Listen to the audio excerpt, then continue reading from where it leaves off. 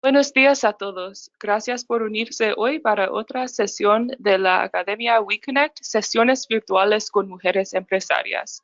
Mi nombre es Camille y estoy orgullosa de presentar a Susana Romero. Susana es una psicóloga que tiene un magíster en psicología clínica con posgrado en administración de empresas y diploma en dirección de recursos humanos. Susana es una experta en salud mental de trabajo y es una consultora de recursos humanos. Ella ha escogido el tema de crisis de pánico y ansiedad en el ámbito de clínico laboral. Gracias por estar aquí hoy. Buenos días, es un agrado para mí compartir con ustedes esta pequeña presentación.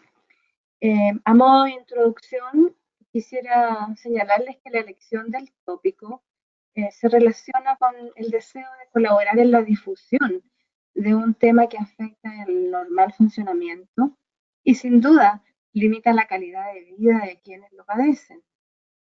Al haber experimentado ya una crisis de pánico, como se les llama normalmente, el temor a sufrir un nuevo ataque de pánico hace que las personas se recluyan en sus casas, que limiten su vida social y sin duda dejen de hacer lo que les genera bienestar. Y esto trae como consecuencia que las oportunidades de crecimiento laboral o de profundización en lo académico y las relaciones con los seres significativos simplemente se vean disminuidas. Y esto también trae un riesgo de comorbilidad como depresión y agorafobia. Entonces, para resumir, diremos que la presentación consta de esta introducción. Vamos a hablar sobre el diagnóstico, sobre el pronóstico y sobre el tratamiento. Entonces, como dije, esta presentación está dirigida al público general. Su objetivo es de difusión y psicoeducación, y esto debido al impacto en las personas que se observa tanto en lo laboral como en lo personal. Cuando hablamos del diagnóstico, nos damos cuenta que esto no es realmente un trastorno mental. Y esto significa que no está codificado en el manual diagnóstico y estadístico de los trastornos mentales, porque el propósito es definir con mayor precisión otro fenómeno que nos esté afectando. Y con esto quiero decir que otros especificadores son, por ejemplo, el nivel de gravedad, que se clasifica en leve, moderado o grave. Ahora, la crisis de pánico se puede producir en el contexto de cualquier trastorno de ansiedad, así como también en otros trastornos mentales y en algunas afecciones médicas. Para clarificar un poco lo que es un trastorno de ansiedad, dice relación con ansiedad de separación, con ansiedad social, con agorafobia o con ansiedad generalizada. El tema es que los trastornos de ansiedad comparten las características de miedo y de ansiedad excesivas, así también las alteraciones conductuales. Por otra parte, el miedo es una respuesta emocional a una amenaza que sea real o imaginaria. Y cuando digo imaginaria, quiero decir que uno piensa que esto puede pasar, uno siente o uno cree que esto puede pasar. En tanto, la ansiedad misma es una respuesta anticipatoria a una amenaza futura. El miedo está muy asociado a la activación autonómica, es decir, a la activación natural del cuerpo, esa que es absolutamente innata. Y este tipo de activaciones son necesarias, ¿eh? Son necesarias para el afrontamiento de las situaciones, como por ejemplo para defenderse o para huir frente a una amenaza. El miedo también está asociado a los pensamientos de peligro. En cambio, la ansiedad está más a menudo asociada con esta tensión muscular que sentimos, con este estado de vigilancia en relación a un peligro futuro y a estos comportamientos de cautela o de evitación, de los que ya mencionaba. Ahora, como decía, el ataque de pánico también puede sobrevenir durante el curso de otros trastornos mentales, como por ejemplo el trastorno depresivo o el trastorno por estrés postraumático, trastornos también por consumo de sustancias, o algunas afecciones médicas, como por ejemplo afecciones cardíacas.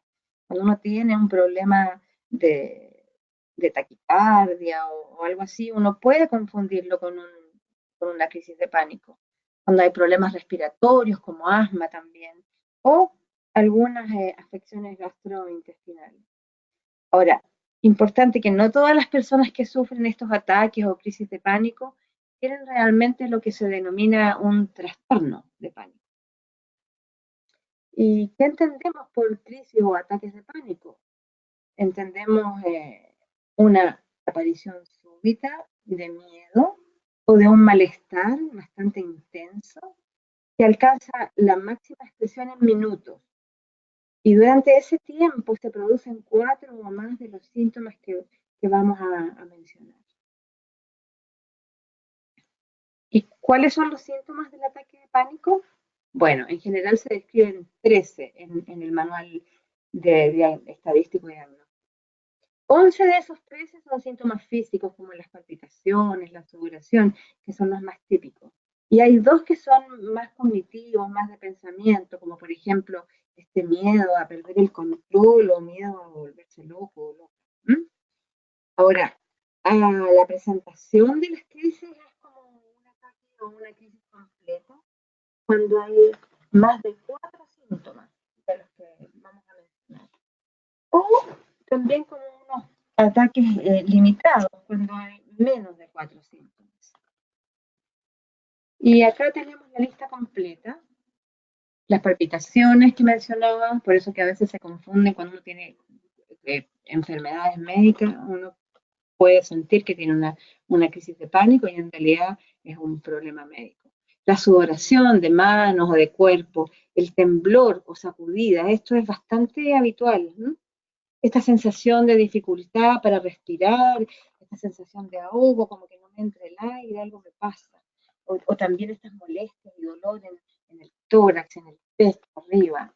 Me pueden dar náuseas o me puede venir algún tipo de malestar abdominal, esto de que se me revuelve el estómago, no sé qué me pasa, parece que algo me cayó mal.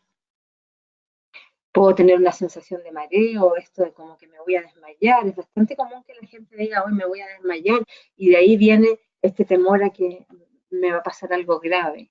Puedo tener escalofríos o sensación de calor, y estas parestesias, que son estas sensaciones que dan en las piernas como de hormigueo, en los brazos. Ahora, cuando hablamos de la desrealización, que es una experiencia de sentirse un poco separada del propio cuerpo o de las propias acciones, de los propios procesos mentales, es como si uno en realidad fuera un observador externo, ¿eh? Esta sensación de que uno está en un sueño, de que, no sé cómo, me ha pasado de repente, de pronto que los conductores, por ejemplo, de locomoción colectiva, en las entrevistas laborales me dicen, no sé cómo llegué de un paradero a otro, de pronto estaba en otro lugar y no me di cuenta cómo llegué. Eso podría ser una experiencia de despersonalización. También está el fenómeno de desrealización, que es esta experiencia de sentirse como separado, ¿verdad?, del entorno, como si se tratase de que las personas y los objetos fuesen experimentados como difusos, así como distorsionados. Y estos ambos dos, despersonalización y desrealización, son fenómenos recurrentes posteriores a un trauma también, aparte de darse las crisis de pánico. Durante el ejercicio de la profesión en el contexto del trabajo, he escuchado muchas veces a distintas personas decirme que sufrió un ataque de nervios o que sufrió un colapso. La expresión colapso es bastante usual, por eso es que la he incluido acá. Entonces, al buscar información, lo que he obtenido es que el ataque de nervios se describe como un síndrome de origen cultural, que es bastante propio de nosotros acá en Sudamérica, Latinoamérica en general.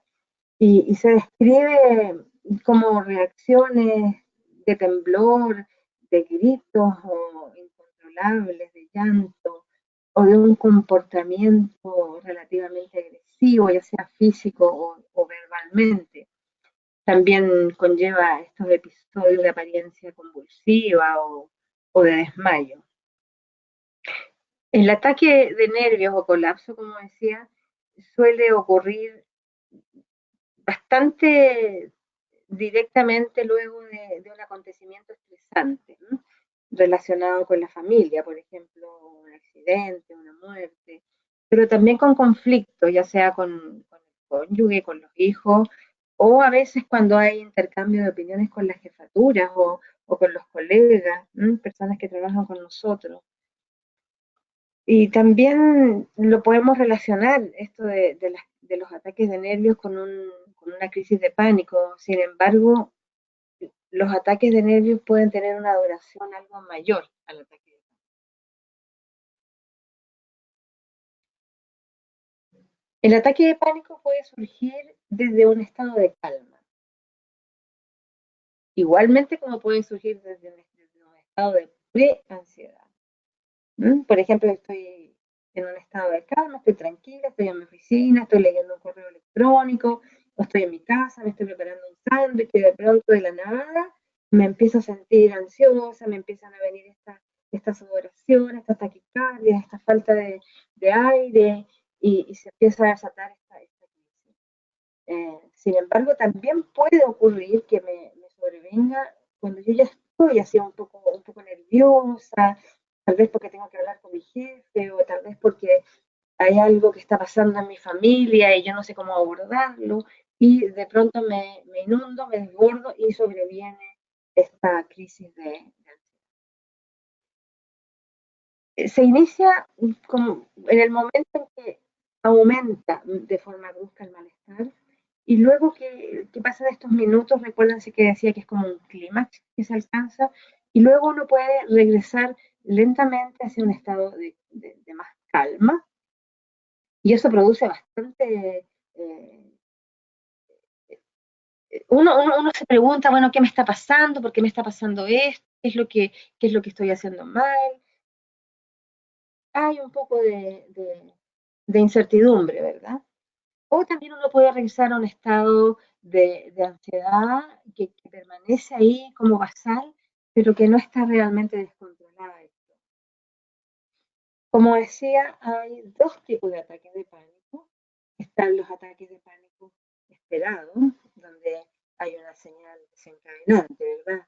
Pasa algo, una situación en la que ya en otras ocasiones me han dado crisis de pánico y por lo tanto yo espero que en esta situación semejante me vuelva a ocurrir esto. Pero también están aquellas crisis que son inesperadas, es decir, no hay ninguna señal, como decía, no hay de un desencadenante. Incluso me puedo despertar en el medio de la noche en un estado de pánico. Muchas personas que sufren esta crisis van primero a urgencia, ¿sí? Porque a menudo lo sienten como un ataque cardíaco y eso produce bastante alarma en la persona y por supuesto también en los familiares, las personas con que no viven.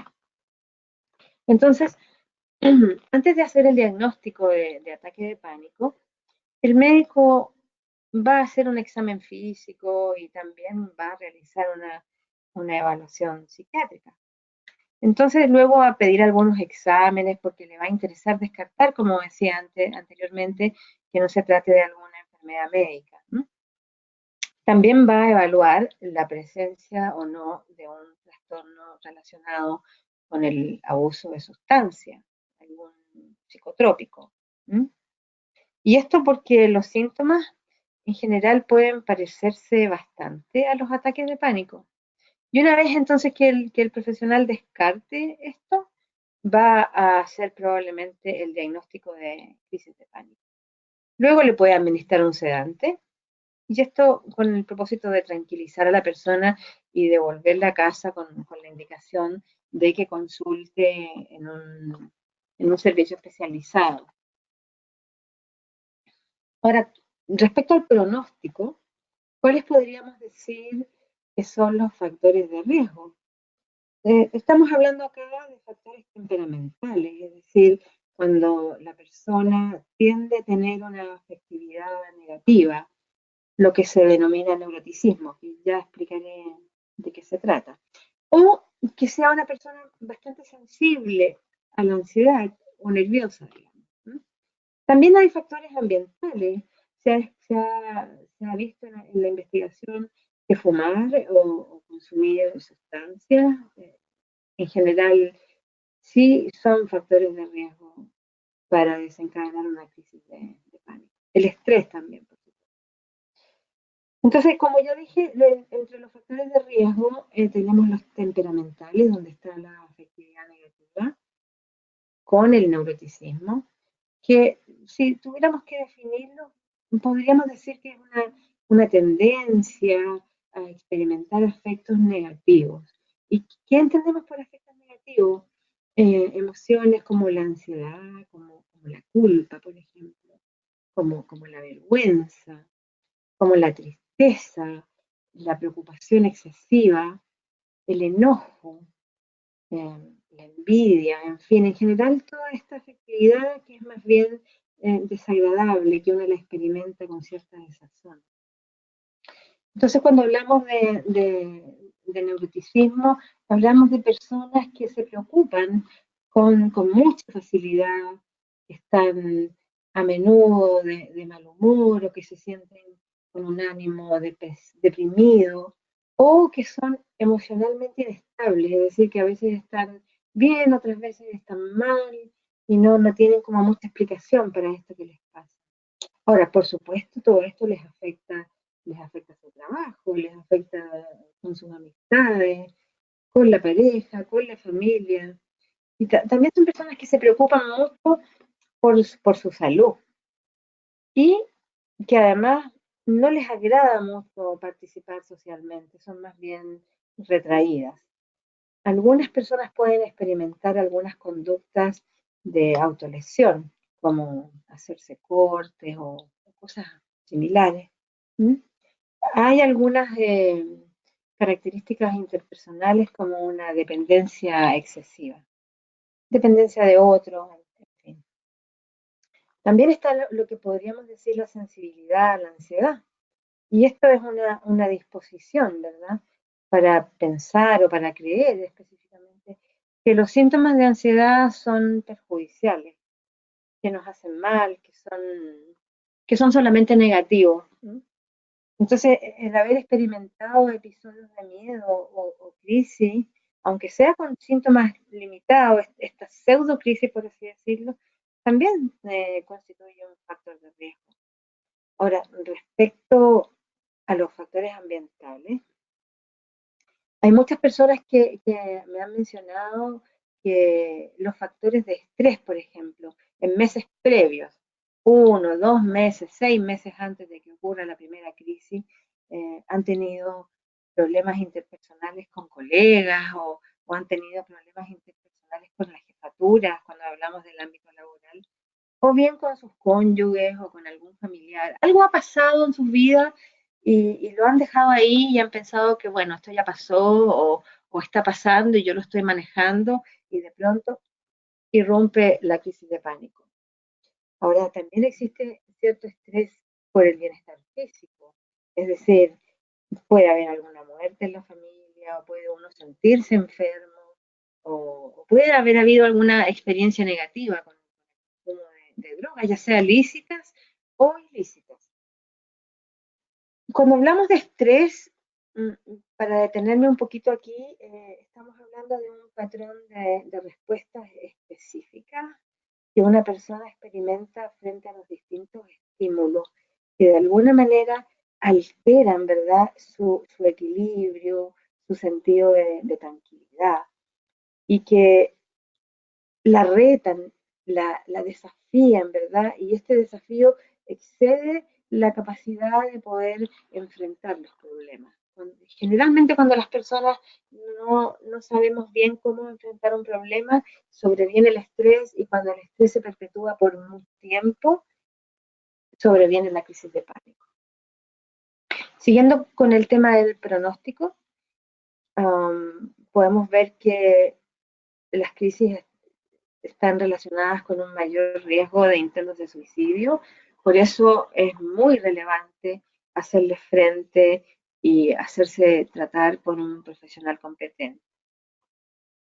Prestarle atención, es decir, no pensar que ya va a pasar, que bueno, me siento mal ahora, pero después ya voy a estar. Importante remarcar que a lo menos el 3% de la población ha sufrido una crisis de pánico en Chile y que desafortunadamente somos las mujeres las que con mayor frecuencia nos vemos afectadas por el fenómeno. Alrededor de los 20 o 30 años, más o menos, se ha detectado que es la edad de inicio.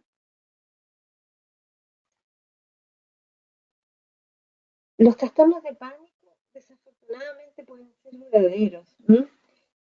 Y bastante complicados o difíciles de tratar. Es posible que algunas personas que sufran el trastorno no se curen del todo, pero en general la mayoría mejora y mejora cuando se realiza un tratamiento adecuado. Las personas con trastornos de pánico están más propensas a consumir alcohol o algún tipo de drogas ilícitas.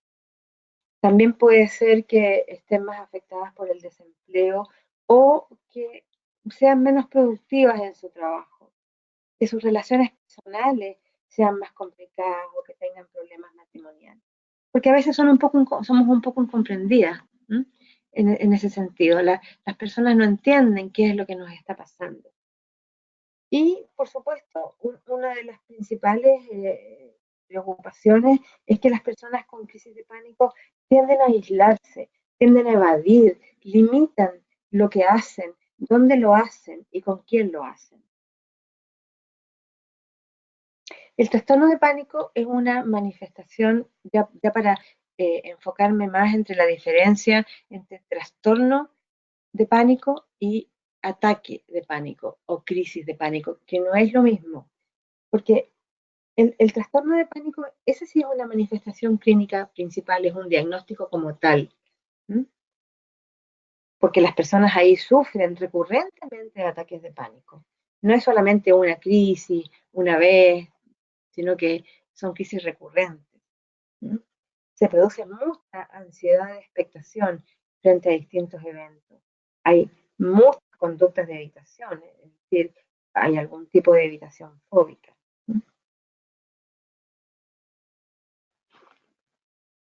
Vamos a pasar ahora a lo que sería el tratamiento.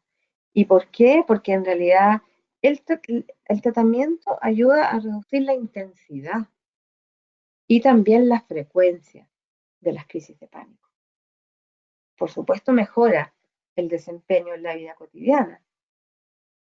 Y cuando hablamos de las opciones de tratamiento, las principales son la psicoterapia y también los medicamentos. Se puede recomendar uno o los dos en forma conjunta, pero esto va a ir de acuerdo a la intensidad de las crisis, a los antecedentes de la persona y también, por supuesto, a las preferencias que la persona tenga. Porque hay personas que en realidad se niegan a tomar un tratamiento farmacológico. Y cuando hablamos de la psicoterapia, nos enfocaríamos en lo que se llama la psicoterapia cognitivo-conductual. Y esto lo menciono porque muchas veces cuando uno va a un psicólogo o un psiquiatra, va a hacer terapia, pero en realidad no sabe qué tipo de terapia utiliza el profesional. Entonces es importante que uno tenga un poquito de conocimiento respecto a eso. La terapia que se denomina cognitivo-conductual en realidad puede ayudar a aprender a través de la experiencia propia que los síntomas de pánico en realidad no son peligrosos. Durante las sesiones, lo que el terapeuta hace es ayudarle a uno a recrear de manera gradual y controlada los síntomas de este ataque de pánico. Y como estamos en un ambiente controlado, es más posible que uno logre empezar a tolerarlos. Entonces, una vez que las sensaciones físicas del pánico ya no son percibidas como una amenaza, estos ataques o estas crisis comienzan a resolverse, comienzan a distanciarse también. Entonces, un tratamiento exitoso nos puede ayudar a superar miedos de situaciones que uno haya estado evitando debido a las crisis de pánico. Ahora, ver el resultado de un tratamiento en realidad puede llevar tiempo y esfuerzo. ¿Mm? Uno puede comenzar a ver que los síntomas de las crisis de pánico disminuyen, pero en general en un plazo de varias semanas y a veces meses. Y también sucede que esto va desapareciendo de manera paulatina, lentamente. Entonces, un poco para resumir, el tratamiento de elección sería una psicoterapia de estilo cognitivo-conductual, realizada por un psicólogo que tenga estudios específicos en dicha modalidad de terapia. Ahora, ¿para qué? Porque esto aporta en la comprensión de lo que le ocurre a la persona durante la crisis y también en cómo puedo afrontar la crisis. Porque el psicólogo le va a entregar a uno psicoeducación, es decir, le va a decir qué le pasa, por qué le pasa, cómo le pasa, cuánto tiempo estará en esta condición. Y además, y aquí viene la parte más relevante, es que está la exposición a los síntomas que uno evita y a las situaciones que uno evita. Y es esta exposición controlada en un ambiente protegido el que a uno lo ayuda a resolver las crisis de pánico. También el psicólogo le entregará a uno técnicas de respiración que lo van a ayudar a través de la crisis. Y un estilo de relajación y de manejo del pánico. Cuando hablamos de la medicación, lo importante es que cualquier medicamento que uno le den debe ser dado por prescripción médica. Uno no debería, por ejemplo, la amiga tomó esto o que tal persona le recomendó esto y llegar y comprarlo mediante la fórmula que sea, porque cuando uno quiere encontrar un medicamento, sabe que existen maneras de hacerlo. Entonces, muy importante los medicamentos por prescripción médica. A ver, ¿qué es lo que cómo actúan estos medicamentos? Modulando la ansiedad de expectación, la frecuencia y la intensidad de las crisis. ¿Y qué tipo de fármacos se utilizan? Se utilizan los inhibidores selectivos de recaptación de serotonina. También los inhibidores selectivos de recaptación de serotonina y de noradrenalina. Y como apoyo, las benzodiazepinas. Esta información es extraída de la clínica Mayo. Para profundizar un poco en esto, diría que los medicamentos pueden ayudar a disminuir los síntomas que están asociados con los ataques de pánico. ¿Qué son los inhibidores selectivos de recaptación de serotonina? Son antidepresivos y en general son bastante seguros, conllevan bajo riesgo de efectos secundarios y se suelen recomendar como la primera opción de medicamentos para tratar las crisis de pánico. Y son algo así como la fluoxetina, la paroxetina, la sertralina, etc. Y cuando hablamos de los inhibidores de la recaptación de serotonina y de noradrenalina, también son medicamentos antidepresivos. Tienen claramente un mayor campo de acción, de que actúan sobre dos neurotransmisores. Entonces, ¿qué es lo que hacen? Inhiben, retrasan la recaptación de ambos neurotransmisores. Es decir, permiten que permanezcan más tiempo en el espacio entre las sinapsis. Ahora, respecto a las benzodiazepinas, estas son sedantes, son depresoras del sistema nervioso central, como el alprazolam o el clonazepam. Se utilizan solo a corto plazo, debido a que pueden generar dependencia, ya sea si se toman por mucho tiempo o en dosis altas.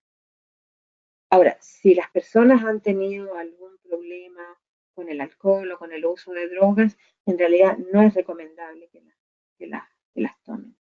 Y además tienen bastantes interacciones con otros medicamentos. Ahora, es probable que en la consulta de urgencia, con una crisis de pánico, le administren una benzodiazepina para que ayude a detener el ataque. Sin duda que todos los medicamentos que llevan un riesgo de efectos secundarios y algunos pueden ser no recomendables en situaciones como el embarazo y la lactancia. Por esto es necesario que el médico le explique claramente los efectos secundarios y los riesgos. Ahora, ¿qué alternativas tenemos en el tratamiento? Ahora, si bien los efectos de los ataques de pánico y los trastornos de pánico mejoran con un tratamiento profesional, usted también puede ayudarse a controlar los síntomas por su cuenta. Y en este sentido, lo más importante es cumplir con el plan de tratamiento. Es decir, el enfrentar los miedos, sin duda puede ser muy difícil, pero el tratamiento le va a ayudar a sentir que no es prisionera en su propio hogar o que no es prisionera de estas crisis que la toman por asalto. ¿Qué puede hacer? Puede unirse a un grupo de apoyo, por ejemplo.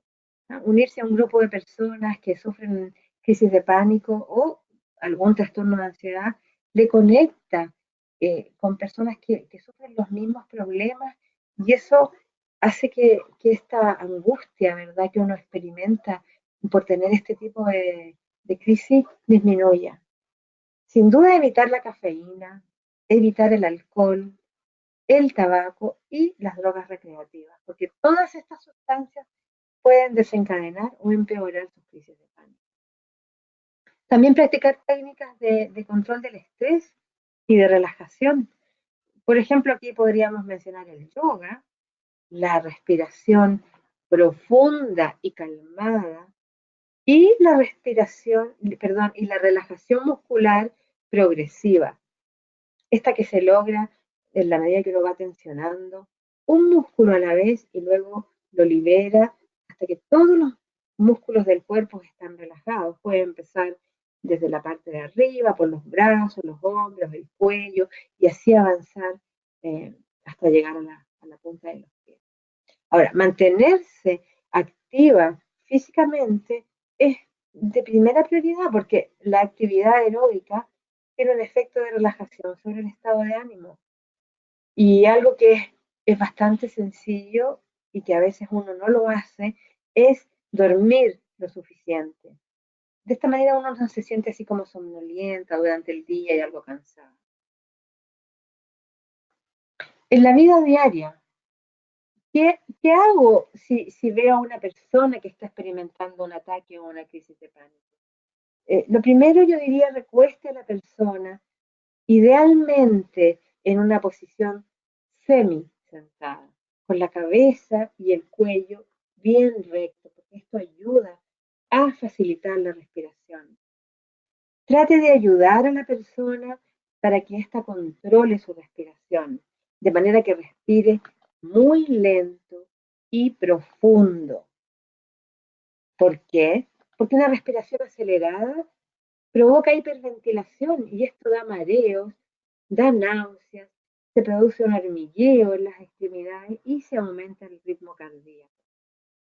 Ideal si le puede ofrecer un poquito de agua con azúcar a la persona, porque esto la va a tranquilizar.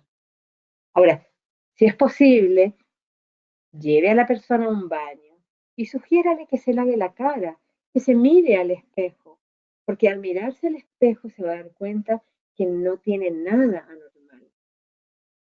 Abríguela también, porque la presión arterial tiende a bajar a causa de la angustia. Y, por supuesto, convérsele, convérsele de cualquier tema que pueda quitar la atención de la persona de los síntomas de la crisis. Porque lo que pasa es que las personas suelen concentrarse demasiado en lo que están experimentando, en lo que están sintiendo, y esto tiende a aumentar la sintomatología. Ahora, ¿qué hago si me pasa a mí? Bueno, lo primero que le diría es relájese. Al hacer respiraciones lentas, hondas y completas, usted evitará la hiperventilación que le va a producir los mareos, las náuseas, el hormigueo y el aumento del ritmo cardíaco. Cálmese, cálmese al recordar que lo que le está pasando es que está experimentando una crisis de pánico y que esto no es de vida o muerte como le puede parecer. Luego, detenga sus pensamientos negativos y para interrumpir el mensaje de emergencia que está experimentando su cuerpo, repítase mentalmente alto, alto. ¿Y por qué? Porque es común entrar en un círculo vicioso al repetirse frases o pensamientos catastróficos una y otra vez. Al decir alto, usted lo que hace es interrumpe el círculo vicioso y entonces tiene la oportunidad de reemplazar este mensaje que le infunde miedo por uno que le dé calma. Usted lo que necesita es calmar. Entonces, use frases que la tranquilicen. Repítase una frase positiva, porque una frase positiva es tanto o más poderosa que ese pensamiento negativo y catastrófico que le está gatillando la crisis y que le está generando miedo. Reemplace ese pensamiento negativo por uno positivo. Por ejemplo, si usted piensa que le está dando un ataque al corazón, repítase, solo me está dando una crisis de pánico y terminará en unos minutos si me relajo. Repítaselo una y otra vez. O dígase, es mi miedo el que hace que mi corazón lata más fuerte. Mi corazón está bien, estoy sana. Entonces, una sugerencia es, tenga un listado con sus frases tranquilizadoras, de modo que las pueda leer cuando las necesite. Otra técnica que es bastante usada y que puede parecer un poco simplista, pero que tiene una base científica, es que respire dentro de una bolsa de plástico. ¿Para qué? Para que aumente el CO2 en las arterias, porque esto le permite disminuir esos signos somáticos secundarios, como son el hormigueo, los espasmos musculares y el entumecimiento que se produce por la alcalosis respiratoria. Y que lo que es la alcalosis es la afección que está marcada por un nivel bajo de dióxido de carbono. Entonces, esto se debe por la respiración excesiva. Y como última recomendación, yo le diría, acepte la emoción que está experimentando. Es muy importante, es decir, estoy sintiendo ansiedad. Y luego pregúntese, ¿por qué? En general es por miedo. Encuentre la razón por la cual se está sintiendo como se siente y valídelo. Estoy sintiendo ansiedad porque tengo miedo y tengo miedo porque me tengo que enfrentar, no sé, a una situación en la que tengo que hablar con mi jefe o en la que tengo que hablar con mi esposo. ¿Mm? Entonces, si usted, por ejemplo, si usted le está dando una crisis de pánico antes de dar un discurso, sepa y repítase que dar un discurso es una causa común de miedo. Es normal que a la gente le dé ese temor. Con eso usted se estará infundiendo autoconfianza.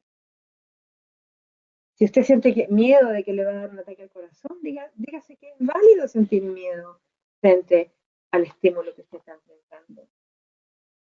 Si siente miedo o temor al escuchar los pasos de alguien caminando detrás suyo, es razonable que lo sienta. Entonces, preste atención a su entorno y tome precauciones. Acepte y valide sus emociones. Esto le permitirá bajar la tensión y soltar las preocupaciones. En resumen, y para terminar, me centro en enlentecer el ritmo de mi respiración y esto lo hago inspirando en 4 tiempos. Empiezo a inspirar y me repito mentalmente. 1, 2, 3, 4. Luego exhalo en los mismos 4 tiempos. 1, 2, 3, 4. Mantengo la respiración en 4 tiempos. 1, 2, 3, 4. Hago esto durante a lo menos 5 minutos y esto me va a calmar. También detengo mis pensamientos negativos, uso frases que me tranquilicen y acepto la emoción.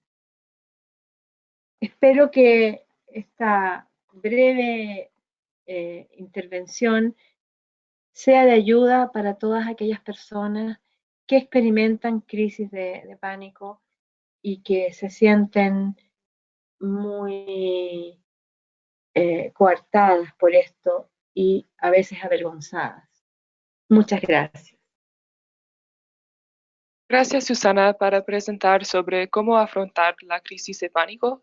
Susana, ¿puedes compartir su información del contacto para que las asistentes puedan conectar si tengan preguntas?